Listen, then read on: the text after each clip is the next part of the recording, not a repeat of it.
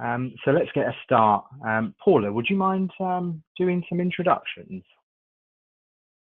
No, of course not. Firstly, thank you all for joining Webroot and TMB this afternoon. I mean, this session came about really as a result of the GDPR event that we ran earlier this year that some of you may have come to.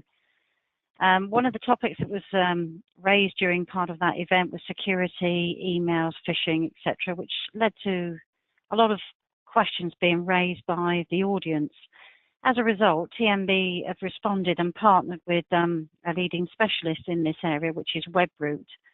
And as a result of people wanting to become better educated and familiar, this is what this presentation this afternoon is about. So I'm going to hand over now to Sham, who is the UK channel manager for Webroot.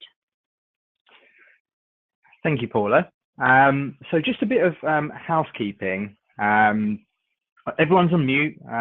There'll obviously be some background noise and stuff like that, so I want to make sure the webinar today isn't disrupted. Please feel free to ask any questions during the course of the presentation. You're able to do that within the GoToWebinar box that you have on your screen. There's a tab there that says questions. Feel free to put those in, and I will address them at the end of the presentation. So, just a quick introduction. As Paula said, I'm the channel manager for the UK. But in terms of who Webroot are, Paula touched on it. We're a leading cybersecurity vendor. So we provide a number of different cybersecurity solutions to key partners like TMB, and they subsequently provide that as a service to you as a customer. So we do lots and lots of stuff, and although our branding isn't big, we're kind of hidden behind great companies like TMB to provide that as a service.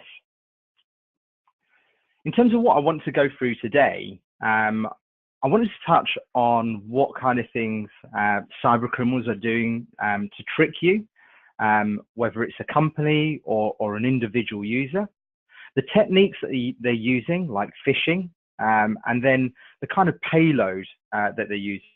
So ransomware, I want to go through how they infect your machine and therefore try to extort money out of you. And then I'm going to follow that up with what kind of things you can do to mitigate against that, and why you would choose the service that TMB provides, that's provided by Webroot. So having a look at the threat landscape, cybercrime is really, really big business today. Now, the National Crime Agency released some figures a few months ago, declaring that cybercrime generates more revenue, more money than any other crime combined. And that's really, really mind-boggling and quite a scary statistic, because if you have a look at things like burglary, fraud, all those big crimes, they still can't, in combination, compete with cybercrime. And kind of the great thing and the bad thing about cybercrime is that it's really, really hard to catch that criminal. For a lot of the time, it's anonymous. So in terms of the cyber criminal and the recruitment around that, it's proliferating because there's lower risk, and that will continue to grow. Now, what we're seeing at Webroot is that email continues to be a very, very strong vector of attack. So you might be familiar with getting spurious emails from, I don't know, your long lost cousin in Nigeria offering you thousands and thousands of pounds through some lottery money. And of course, you guys are smart enough to see that and see through it that it's a bit of a scam. But really, it's in terms of the environment, of course you get that sort of stuff now, but it's rare. It's a lot more sophisticated now, where cyber criminals are using phishing. So they're essentially trying to trick you into thinking that an email is legitimate. And you may have seen emails that have come through as an example from HSBC, and you might not even have an HSBC account, but they're asking you to reset your password, or it may be a PayPal invoice or an Apple Store invoice, and all those sorts of things where you've not actually made a purchase or you've not made that interaction, but the email looks really legitimate.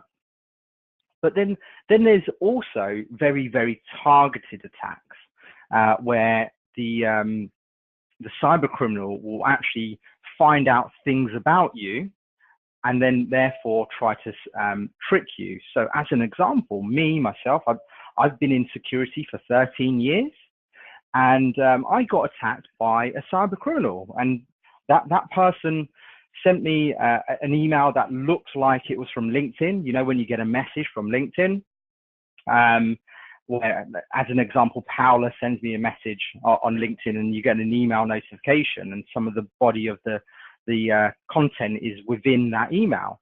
Now, what this cyber criminal did is that they found out a mutual contact, which isn't too hard. You can go on LinkedIn and find that sort of stuff. But what was really scary was that this cyber criminal found out that I was renovating my house at the time. Now, I didn't post any of this stuff on Facebook or any social media, and they also used the kind of language that me and my friend was using, and they specifically targeted me. So phishing is still it is the most effective way of infecting a company and therefore that individual. And just to put it in context in terms of numbers, Webroot saw more phishing attacks last year than the previous 2 years combined. Cyber criminals quickly move off techniques and things that doesn't necessarily work. So phishing is still very, very effective, and it's an easy way of tricking your users in there that don't necessarily know about security. So let's go through an example of kind of social engineering and a phishing attack and what the consequences of that is. Now, what you're seeing here is an email, and that email could potentially come through, and we're all very busy people. So e-commerce and buying things off eBay and all that sort of stuff is relatively common. And for you not to be home when a delivery comes in is highly likely. So getting an email from post office or parcel force or UPS isn't uncommon. And what they're doing is that they're trying to trick you into going, hey, you need to click the attachment, the word attachment on there. And when that word attachment opens, you get this. Now, up on the top, you'll notice that there's a security warning. Microsoft Windows is going, hey, do you want to enable macros? Now, because you trust trust Microsoft, you go, yeah, well, this is a document by Microsoft. Of course, I want to allow it. Now, this bit is a little bit techie, but I'll kind of translate it. You'll see just on the bottom here is a gray part. Now, you don't necessarily see this, but just to translate it, we've highlighted green areas on this. And this is happening on the background with you as a user completely unaware. So the first green part is where you've already clicked, and this is happening in the background. Your machine, your laptop or your desktop is redirecting to a website. And then the second one is that it's downloading a particular file onto your machine. And then after that, it's actually allowing that file to run on the machine. And what's really, really scary about this infection is that you don't know this is all happening in the background, because all you've done is opened up a Word document and it's got the content in there saying it's a protected document and you need to enable macros. So the user would be naive enough to click on that and then subsequently inadvertently, through their own error, cause a breach. And that error could be quite devastating when it's ransomware. Now, ransomware It's been around for a long time, but more recently it's been in the news because cybercriminals are using different techniques to extort money out of you. So early piece of ransomware would be when the cybercriminal gets hold of your internet activity, and then they threaten to publish it publicly to your friends and family. Now, if that cybercriminal got my internet history, they'll see a hell of a lot of cat memes or some sports stuff. Maybe the cat memes I don't want my friends and family to see because it's a little bit embarrassing. But someone else who may be looking at other stuff that's relatively private probably doesn't want to see that, and they'll probably pay the ransom. But more recently, cyber criminals and what they're doing with ransomware is that they're actually locking your files. So you may have some pictures, some important Excel documents, some important files on your machine. And what they'll do is that they'll encrypt that file, i.e. lock that file, and then go, hey, you need to pay a ransom if you want to do that. And this is what happened with WannaCry, with NHS, not too long ago. Well, actually, it is quite a long time ago now. It's a year, but it extorts that company or the user to pay up. And sometimes the user, because they don't want to get in trouble with the company, because they've inadvertently done this mistake, and they'll pay it through their own money. Now, this type of ransomware is sophisticated. These are examples of it. So on the left, you'll see on the red, there's a timer there. And what happens, it's kind of like a parking ticket. If you pay early, you get a bit of a discount. If you go beyond 30 days or 2 weeks or a few hours and so forth, then your fine goes up. So that gives a bit of a, in inverted commas, an urgency for that company to pay up, otherwise their ransom increases. But what's really, really brazen of these cyber criminals is the one in the middle there. And for me, that's the scariest. That like someone so naive in terms of technology would go, oh my God, I've infected this machine. And what they can do is have an IM conversation with a cyber criminal. And this cyber criminal is telling you how to create a wallet and then transfer Bitcoin to it and get the money. And then little old naive person will be saying thank you at the end, whereas this cyber criminal has extorted your money. So it's really, really scary how at the very beginning, user error or lack of awareness can create such a snowballing effect where the actual payload element is so detrimental to the business. So what can you do in terms of fixing that? Cybersecurity is always about people, process, and technology. And I've always said that you could spend a trillion, gazillion pounds on security, but really the weakest link and everything that could circumvent the security that you've invested in, it comes down to the individual, the user. So it's really important that you invest in that user, because I like to call it the human firewall. You've got different layers of security. You obviously have an antivirus on your machine. You have network security. You need those layers to try and plug as many gaps that a cyber criminal could get into your organization, but also it's neglected that people are often forgotten. So today, the user awareness and error problem is too big to ignore. It's now an IT security necessity, not a nicety to have. The great thing is that user education through security awareness training is well proven.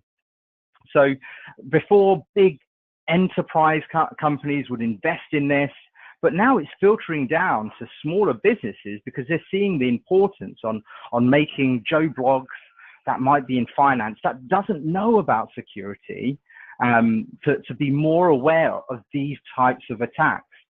So it's becoming much more of a universal best practice. And that's one of the key reasons why Webroot partnered up with TMB, because Webroot and TMB understood that our end users and our customers need to be part of this battle, because it's not necessarily an IT problem. It's also a people side of things too. So in terms of the business case,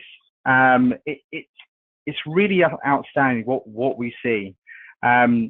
User actions will typically, as I said before, circumvent security protocols. But also, what you can do with security awareness is reduce that risk of a breach or an infection happening. If your users are more aware of the different types of attacks and the different techniques that a cyber criminal is going to use, they're going to be a lot smarter in going, oh, hold on a sec, I've got this email. Let me check a couple of things that might look suspicious.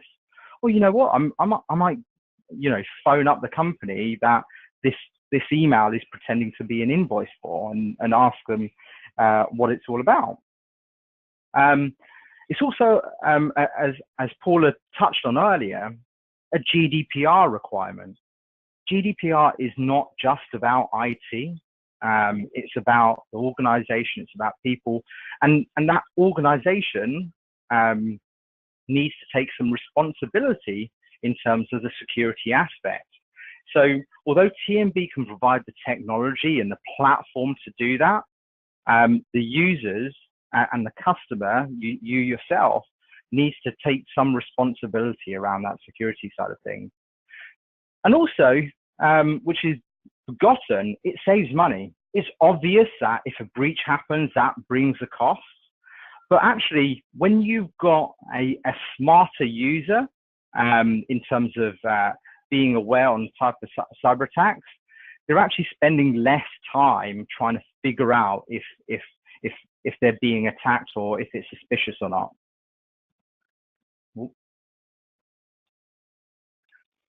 So why Webroot? So there's a number of reasons why. We do lots and lots of stuff, but as the guys at TMB, they've got our platform where you can have a proactive and reactive way of protecting your users and educating your users.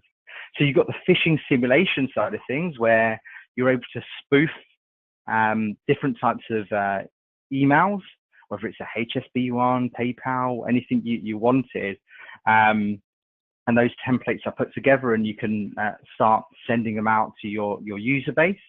But also, there's a huge library of training courses. So if you wanted to go, hey, I want to be educated on ISO 27001, or I want to be educated on GDPR, absolutely, you can do that. And in terms of the management side, TMB will take care of a big process of that, in terms of making sure that they take on the IT element.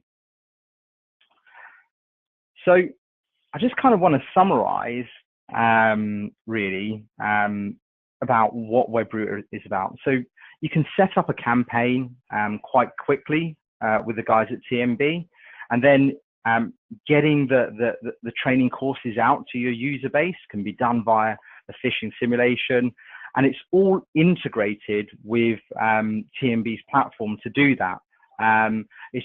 We just need your kind of buy-in to go, hey, you know what? This is a great idea to go and educate my user base, make them more aware, and subsequently stop these breaches from happening. And yeah, that's pretty much me. I was going to be taking about 30 minutes of your time, but I'll open the floor up to any questions that you may have. So I'll see if we got anything coming in. Here we go. I've got a few questions coming in here. My computer's playing up a little bit. Bear with me. Could you please provide? So we've got a question from Tony. Could you please provide a copy of the slides? Absolutely. We got a recording of this. So Paula will be able to provide a recording of this and also a copy of the slides as well. So happy to get that arranged. We got a question from Alex in terms of what does security awareness do in terms of making sure that these breaches are stopped? Short answer would be that as a user, you're a lot smarter in being aware of it. There's so many different campaigns that you can create that that allow you to do it. So I only touched on one vector attack, so ransomware, but there's lots of other things where there's malvertising, all these other things of attacks. So you're able to educate your customers about these different techniques that the cyber criminal is able to use, and then subsequently that user goes, hey, you know what? I've heard or know about this, so therefore I'm going to mark this as suspicious, or I'm going to go to my guys at TMB and ask them a question that, is this legitimate? And it's great to ask that question of, is this legitimate? What else is there? Can we have a trial of the product? That's really a question for Paula, to be fair. So the guys at TMB can absolutely provide that as a service to you guys, but that's the question for Paula. It's not my really area. Yeah, I think if you've got some questions around that, if you could email paula.grady@tmb.co.uk, we will make that email address. That's my email address, and we'll take those on an individual basis. On a comment that Sham had made about, what can you expect to see, is when we start these campaigns, because obviously we're already doing these with some other customers, we obviously don't tell you when these campaigns are going to hit. We don't identify everybody, for example, in a sales group, so some of the sales team people might get it. Is generally, in the first case, quite a lot of people do click through on the emails. And then what will happen over a period of time is the click rate through gets less and less as people become more savvy and better educated. So if you want examples of that, if you contact your account manager at TMB or myself, we'll be happy to address those questions. Yeah, that's a great point there, Paul. And there's lots of examples, and you're right. It's best that when you take on this service that your users aren't aware of it, because we don't want to give them a heads up, and you can kind of calibrate right down to that getting less and less in terms of people being silly in clicking some stuff. And also on that note, it was interesting with, I was going to say on that particular note, we had a finance manager who wanted to be part of the campaign. And not only did he get caught, but he also passed this email on to his wife. So she was quite cross as well. So there's some examples. But please carry on with further questions. Cool, no worries. I've got more questions here. So if you get infected with ransomware, is it advisable to pay, or should you contact the police? So it's a difficult question, that one, because from a Webroot perspective, it's very easy for us to say, hey, don't pay. But where the cyber criminals got some mission critical or business critical files that are locked down, it's very hard not to go, hey, pay. And cyber criminals are very, very smart in this. They go, well, you know what? I'm going to set the ransom so it's less than what it would be to clean it up. So from a business perspective, you look at it and go, you know what? It's actually cheaper to pay the ransom than it would be to do that. And that's why it's so important that you take this proactive approach with TMB in making sure that you mitigate against that risk. So I know it's a bit of a cop-out in answering. We say no because it funds cyber criminal activity, but we do see instances of pay. Should you contact the police? Absolutely, but they have they'll refer it to the cybercrime agency, and they're so overwhelmed with the different types of attack that it's really hard to find that cyber criminal. Hence why it's growing so quickly. So I'm hoping that I answered that for you. I know it's a bit of a cop out, but yeah. So I've got more questions that are coming in. Is there any guarantee that your files will be released if you do pay? No, there isn't. So what happens that we see is that when a cyber criminal has infected your machine, they'll go after you again, or the company again, because they know you're an easy target, and they'll also leave remnants of it. Even if they in inverted commas remove the infection, or unblock your files, they do leave remnants on it so they can attack it, or they leave enough remnants for it to spread to another user. So it's very, very common that we see it spread, even if you do pay. And sometimes the cyber criminal is like, well, I don't need to pay. I don't need to do anything because the guy's paid already. Got more questions coming in. Is there any guarantee? Oh, no, I think that one's.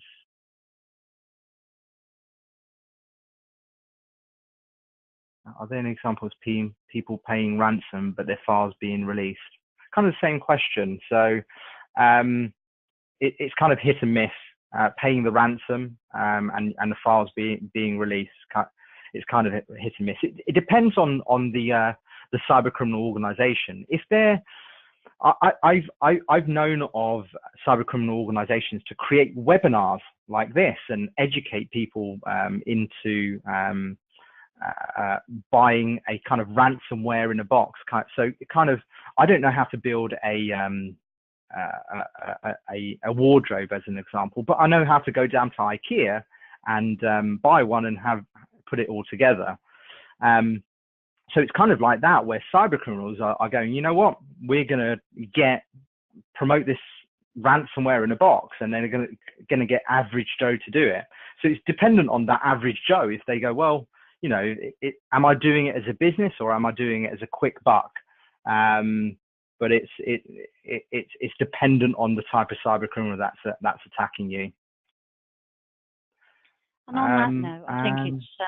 Can I just interject, Sham? Yeah, go on. I think that's where having some more robust IT. You know, we talk about backup recovery. We talk about advanced threat protection that comes in with Office 365. So there's some things that you can do to mitigate, and we have had a customer that was unfortunate, but we were able to, you know, restore things and get back to where they should be.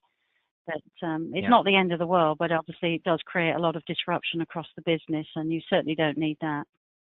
Yeah, I think just to add on what Paul is saying is that there's never any guarantees that regardless of what you have invested, a cyber criminal is constantly poking at you to get in and find that open window or that little keyhole that they can just get through, and they're constantly poking. So they would hopefully you try to fill as many holes as you possibly can, but sometimes they just find it, and you might be an unlucky one. But it's best to fill as many of those holes as possible.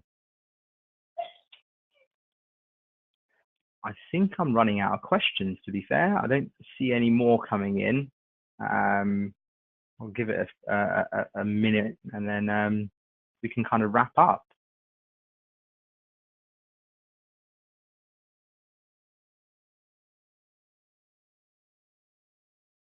No, I don't see anyone else. What we can do, Sham, is if after the event, if some of you are bashful, or you've finished the webinar and you'd like to ask some further questions, if you want to contact TMB, we can gather up the questions and we can feed them out. Cool.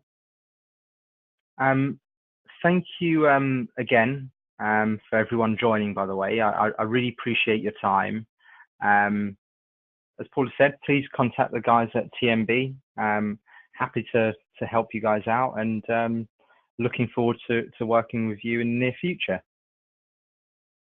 Thank you very much. Thank you. Bye bye, everyone. Bye.